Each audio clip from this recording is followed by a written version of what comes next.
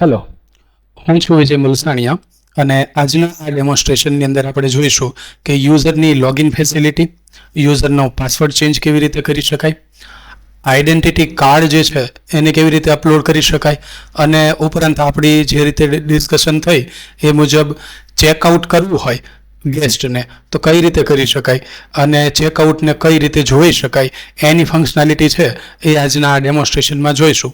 તો સૌથી પહેલાં જેવું તમે સોફ્ટવેર ચાલુ કરશો કે તરત જ આ લોગિન સ્ક્રીન આવશે. અહીંયા તમારે શું કરવાનું, યુઝરનેમ અને પાસવર્ડ નાખવાના.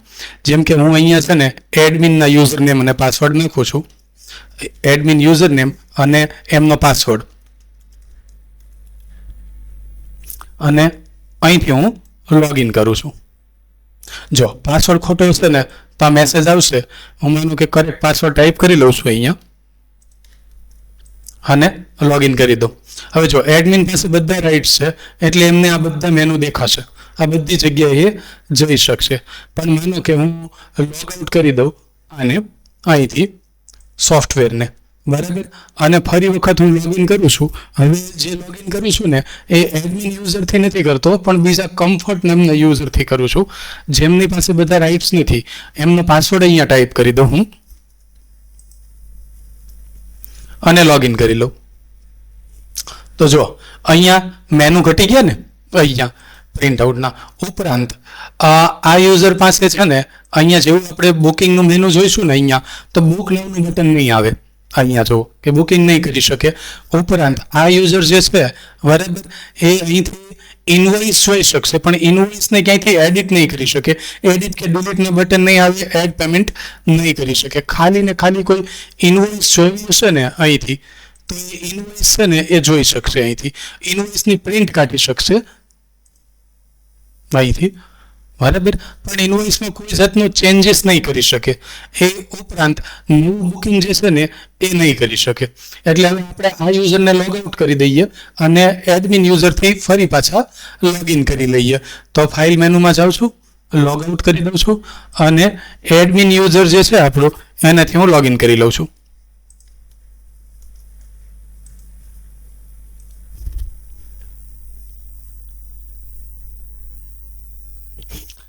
એડમિન યુઝરથી લોગિન કરી લીધું એટલે મને બધા મેનુ રિપોર્ટ્સ જોવા મળવા માંડ્યા અહીંથી. હવે આપણે જોઈએ કે બીજી ફેસિલિટી આપણે નવી એડ કરી છે. એ ફેસિલિટી છે આઈડી કાર્ડ એડ કરવાની. તો આઈડી કાર્ડ એડ કરવું હોય ને તો તમારે અહીંયા ક્લિક કરવાનું આઈડી કાર્ડ અપલોડ ઉપર. આ ક્લિક કરશો ને એટલે આ ફોર્મ આવી જશે. આ ફોર્મની અંદર કેવું કે પહેલાં છે ને અપલોડ આઈડી કાર્ડ ઉપર ક્લિક કરવાનું અહીંયા. એટલે તમારે જે આઈડી કાર્ડ પહેલેથી બનેલા હોય, મતલબ સ્કેન કરેલા હોય તમે જે પહેલેથી, એ આઈડી કાર્ડમાંથી કોઈ એક કાર્ડ તમારે સિલેક્ટ કરવાનું અહીંથી, જે તમે સ્કેન કરીને રાખી મૂક્યા હોય એ. તો અહીંથી સ્કેન કરી લીધું.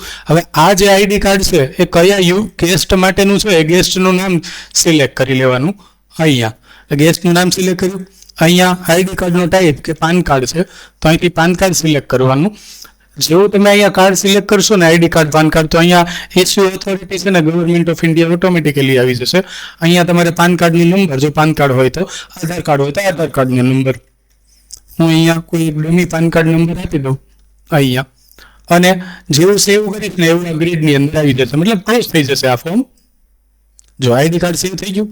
આપણે અહીંયા છે ને 10 અલગ અલગ ડોક્યુમેન્ટ અપલોડ કરેલા હતા તો એનું અહીંયા લિસ્ટ દેખાય છે. ઓકે આપીએ તો આ ફોર્મ બંધ થઈ ગયું. ફરી વખત આ ફોર્મ ઉપર આવીએ તો જો અહીંયા નવું આ ફોર્મ આવી ગયું. હમણાં આપણે જે અપલોડ કર્યું ને એ. હવે તમે જે નવું અપલોડ કર્યું હોય એ ભૂલથી ખોટું અપલોડ થઈ ગયું હોય અથવા તો ખોટા એડ્રેસથી અપલોડ થઈ ગયું હોય તો અહીંયા તમારે રાઈટ ક્લિક કરવાનું અને ડિલીટનું બટન પ્રેસ કરવાનું અહીંયા.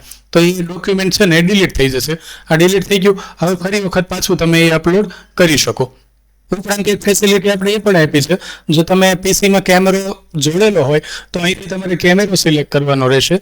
સ્ટાર્ટ કેમેરા કરશો એટલે કેમેરાનું કેપ્ચરિંગ જે છે એ આ ફ્રેમમાં દેખાશે અને કેપ્ચર ઉપર ક્લિક કરશો ને તમે જેવું એટલે ફ્રેમની અંદર જે ફોટો હશે ને દેખાતો હશે ને એ ફોટો પડી જશે.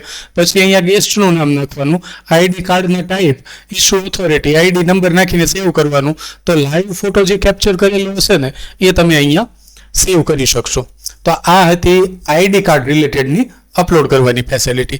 હવે આપણે જોઈએ કે પાસવર્ડ ચેન્જ કરવો હોય યુઝરને તો કેવી રીતે કરી શકે? તો આપણે જે લોગિન કરેલું હતું ને જે યુઝરથી એનો પાસવર્ડ ચેન્જ કરવો હોય ને તો અહીંયા ચાવીવાળું જે આઇકન છે ને એની ઉપર ક્લિક કરવાનું.